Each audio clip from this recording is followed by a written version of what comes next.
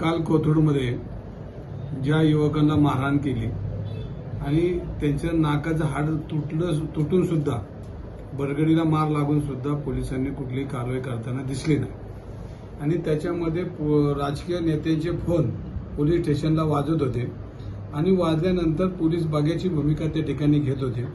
काल पोलीस आयुक्तांशी बोलणं झाल्यानंतर पोलीस आयुक्तांनी आदेश दिले आणि संबंधित लोकांवर रात्री गुन्हा दाखल केला। म्हणजे पोलीस कोणाची वाट बघतात, कोणाचे फोन येतात ह्याची चौकशी न करता ज्याच्यावर अन्याय झाला त्याला कुठेही न्याय मिळताना दिसत नाही आणि ज्यांनी फोन केले त्यामुळे हे सगळे गुन्हेगार लोक मस्तीत आलेत आणि सर्वसामान्य लोकांना रस्त्याने जाताना लोकांना सुद्धा मारहाण करतात अशी या पुण्यनगरीची परिस्थिती झाली। तसंच त्या शास्त्रीनगर चौकामध्ये BMW गाडीमध्ये श्रीमंताचं पोरग उतरत आहे।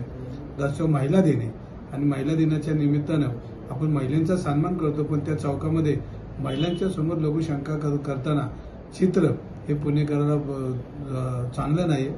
ज्या महात्मा ज्योतिबा फुले सावित्रीबाई फुलेंनी या पुण्याची उंची एका जगामध्ये नेली, त्या पुण्याच्या महिलांच्या दिनानिमित्त अशा पद्धतीने वागणाऱ्या लोकांना शासनाने कडक कायदा केला पाहिजे। ही मुलं दारू पिऊन कुठनं आली, कुठली गाडी चालवली, कुठनं आलीत याची सविस्तर माहिती घेऊन संबंधित लोकांवर यांनी गुन्हा दाखल केला पाहिजे। कालच मोमीनपुऱ्यामध्ये एका हातगाडी व्यावसायिकाला तिथल्या गुन्हेगारांनी मारहाण केली।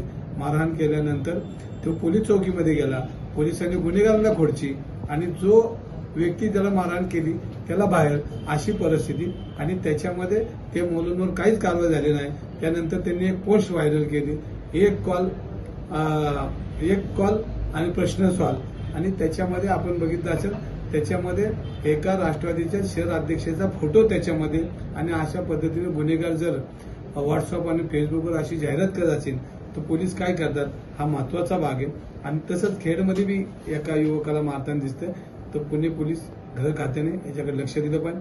पुण्यात जर वाढत्या पुण्याची परिस्थिती जर अशा पद्धतीने असेल तर त्याला फौज पाटात सगळी यंत्रणा ही गृह खात्याने पुरवली पाहिजे।